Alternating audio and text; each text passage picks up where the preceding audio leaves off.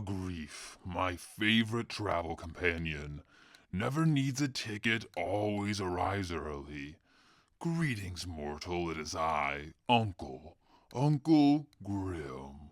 Tonight's morsel, a brother flies to paradise to honor a sister who's vanished. He expects closure, which is adorable. I've seen coffins with more realistic expectations. And remember, when a place is called paradise, it just means the screams blend nicely with the ocean. It's been 1 year since you've been gone. It's funny what memories stick. Your can collection, the way you accidentally stepped on my 10th birthday cake. I don't think I've ever forgiven you for that. I loved how we would purposely get each other the worst Christmas gifts. I still have my Blue's Clues Mr. Salt and Mrs. Pepper digital clock you got me. Do you still have your Rolling Stone Zippo lighter? I know that you had problems and were sad, but I always saw you as so strong-willed. Look at me, the big brother, admiring his little sister. It's just, you always knew exactly what you wanted and didn't want. But I'm always waffling between this and that. When you quit your job, I was so jealous. You didn't want to be locked in any corporate cage. So then you left and never came home. Oh, Hayley, I miss you so much. After so much time, you want to maintain hope, but my favorite thing to remember is your dream of moving to Hawaii. As a kid, you were obsessed with the idea of island living. You wanted to learn to surf, explore jungles, climb volcanoes. Well, I might not be able to live on Hawaii, but I can take a vacation there. You would have loved it. The food, the sights. Although the locals don't seem to like us much, but we're here to celebrate you. Melissa and April are here. You three were always like sisters. They brought their boyfriends Gil and Jason. I didn't really care for the guys, but there's no point in letting pettiness spoil an amazing trip.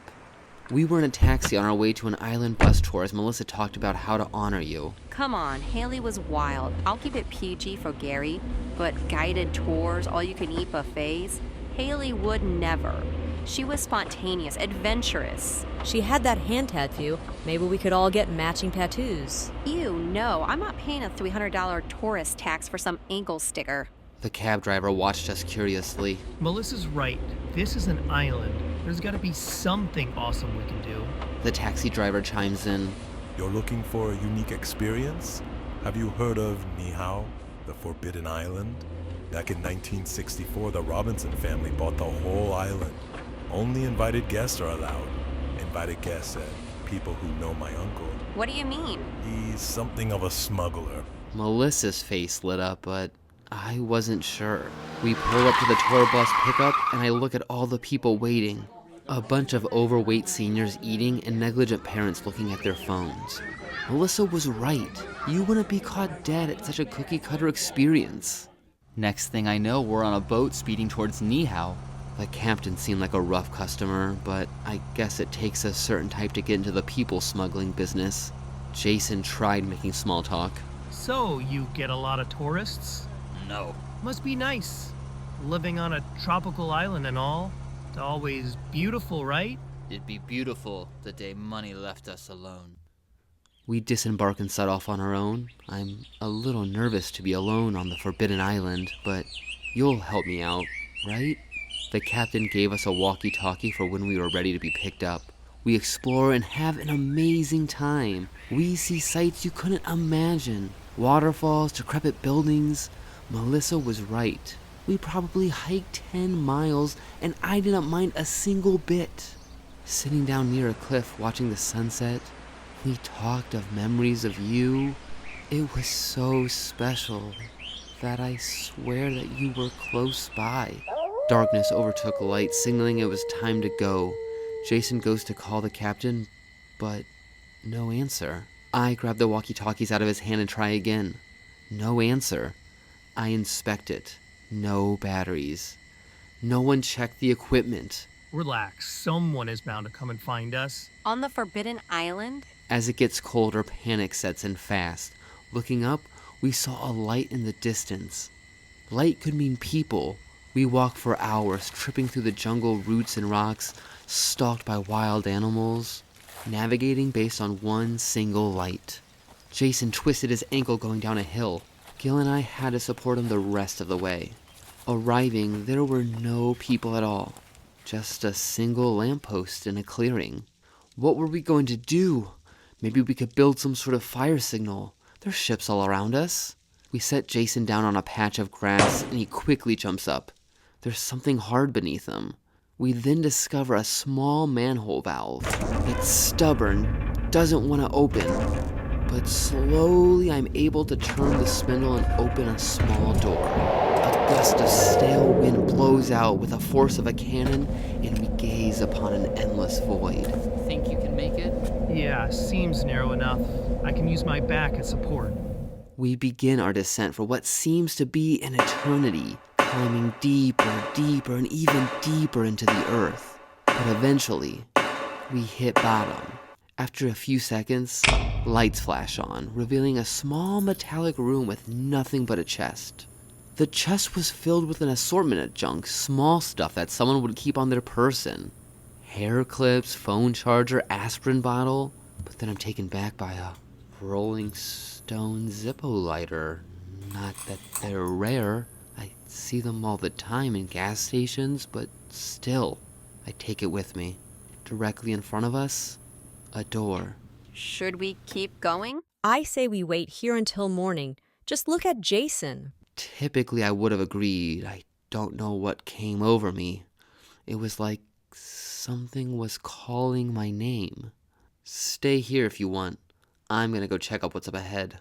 Melissa and Gil came with me. April and Jason stayed behind. We easily pushed through and enter a long, tight hallway. The door shuts and clicks behind us. We bang on the door. It's okay, I can still open it. Once you're done exploring and come back, and don't take too long. We move forward and turn right at a fork in the road. Eventually, we find a room full of clothes, all different types. Men's, women's, high-ends, Walmart brand. Empty pockets were the only thing they had in common. You think it's some kind of orgy? You know, rich people shit. Moving on, we discover a seemingly empty room. Inspecting the metal walls revealed tiny scratches carved into the sides. A feeling of fear and sweat permeates the senses. What the hell is going on here? We find room after room, each one more disturbing than the last. One was a full-blown pharmacy housing every drug you could imagine. Morphine, Thorazine, benzos. Another room was full of what seemed like medical equipment. One dark room with a metal table with clamps. Next to it are metal prods.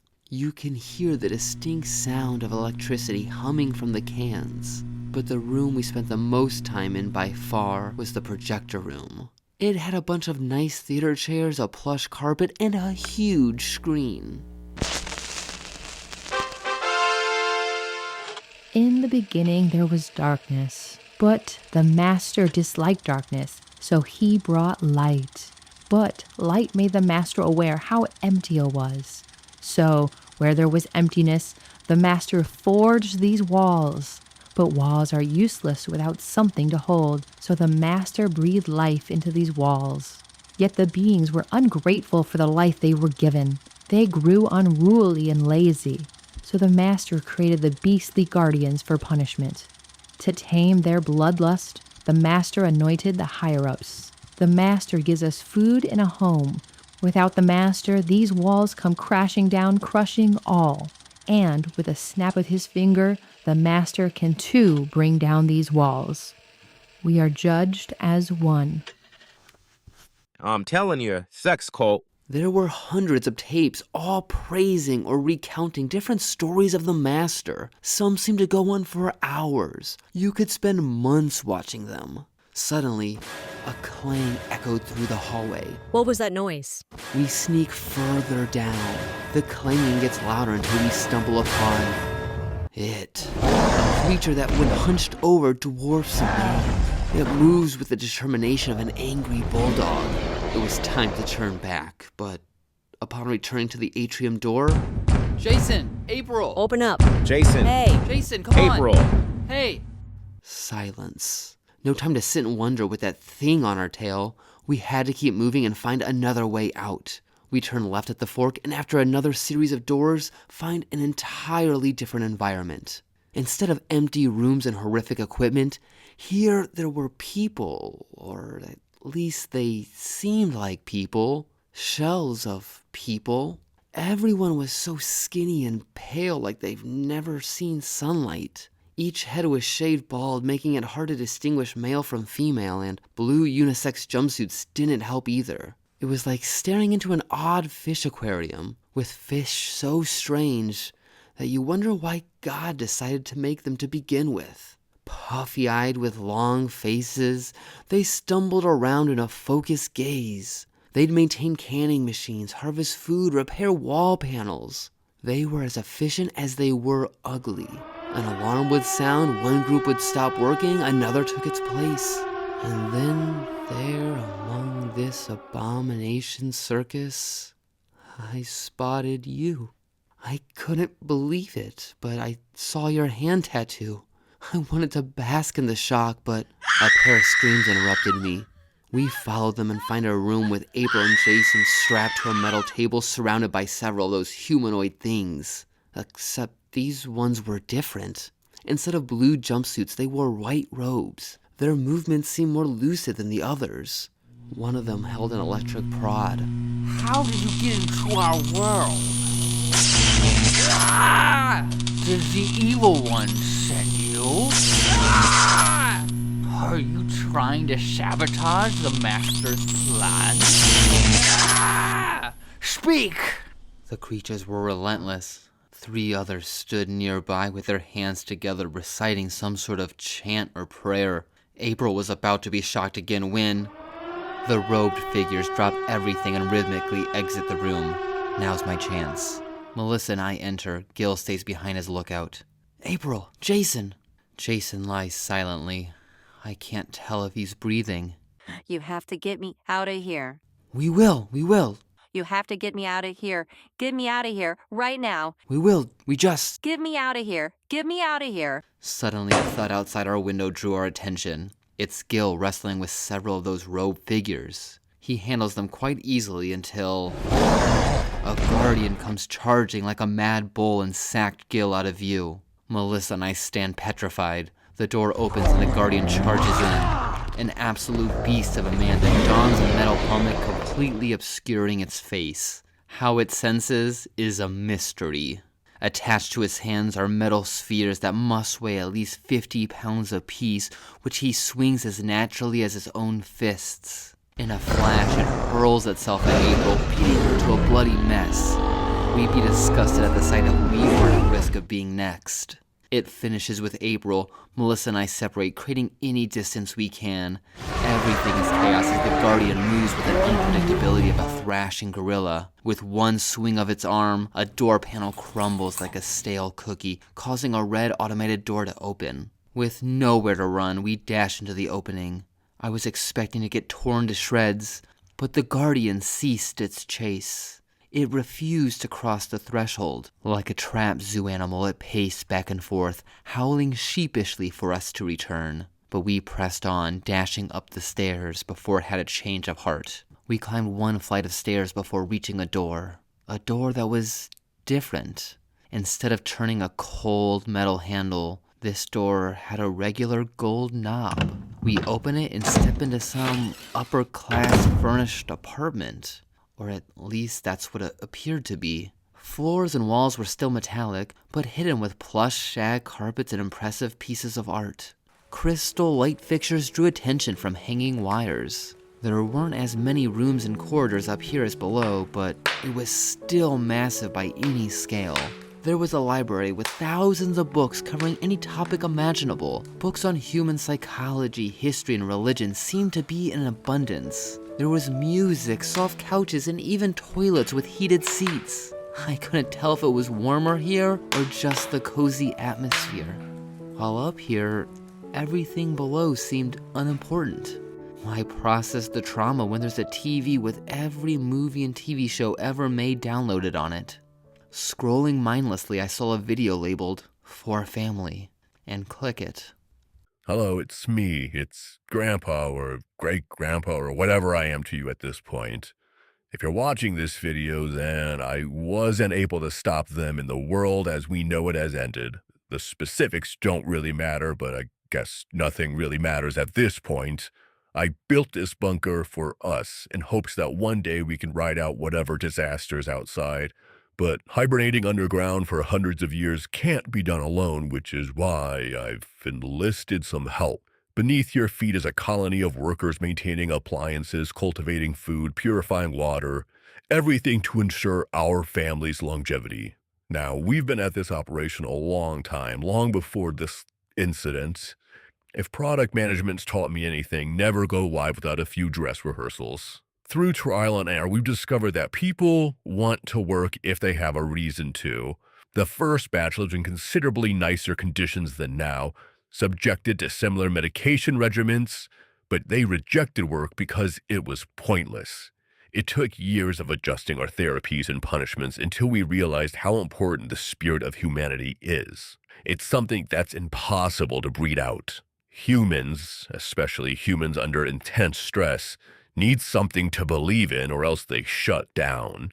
It might feel weird being a god, but you have to play the part. Never interact with those below or it'll ruin the illusion. Follow the scripts on marked holidays and pray one day we can return to the surface. Grandpa out. Oh, and you're welcome. This bunker is just some doomsday backup plan for the goddamn 1%? At the cost of all those people? At the cost of Hayley? I fall to my knees and slam my fist while tears stream down my face. Melissa bends down to console me. Gary, I'm sorry. I can't imagine what you're going through, but now we have to get out of here. I found a door. It's locked and requires a passcode, but they're usually written nearby. Let's see if we can find anything. While searching, I notice you can see below the vents and air ducts. You can see down, but not up. In the bathroom, I look down and see you resting in a bed.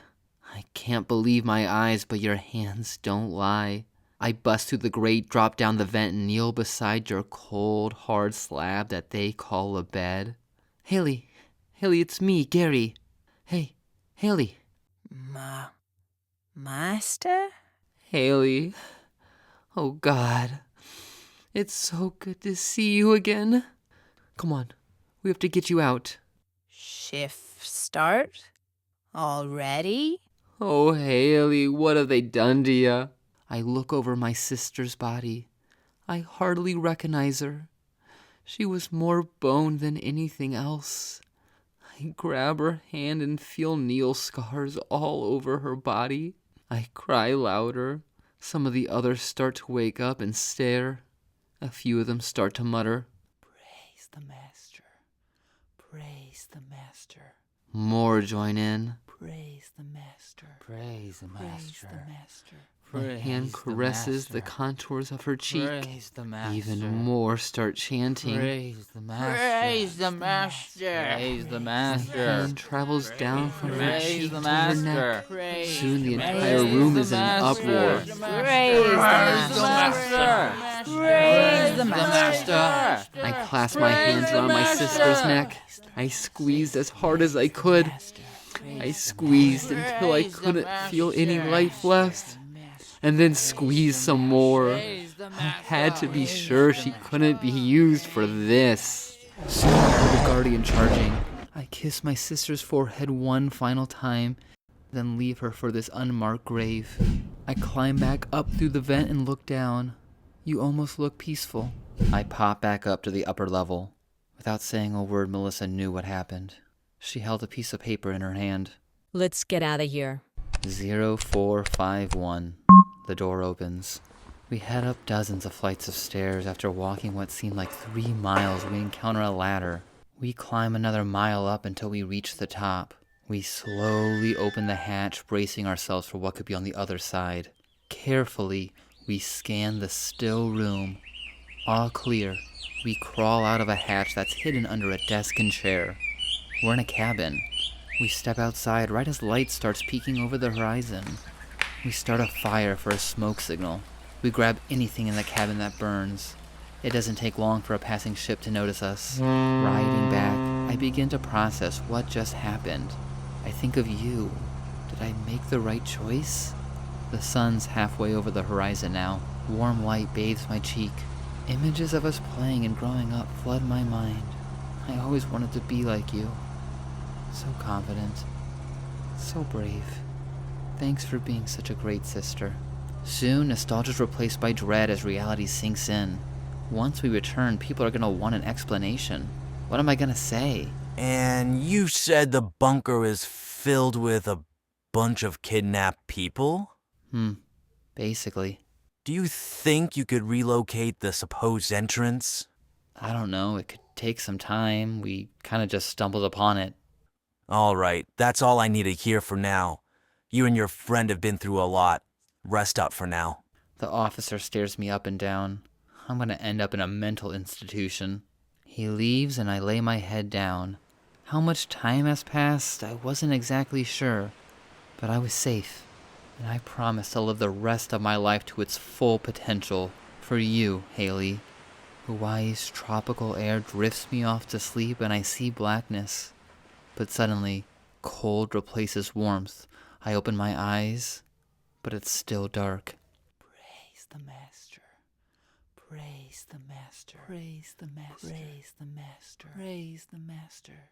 Deep beneath the island, a billionaire's bunker runs on recycled air, strict routines, and stolen lives. A brother flies to paradise to honor his missing sister and discovers she's not dead, just reassigned. A heartwarming tale about family, corporate housing, and why all-inclusive should always raise questions. Turns out the only thing harder than finding your sister in a bunker is finding the exit without becoming part of the amenities.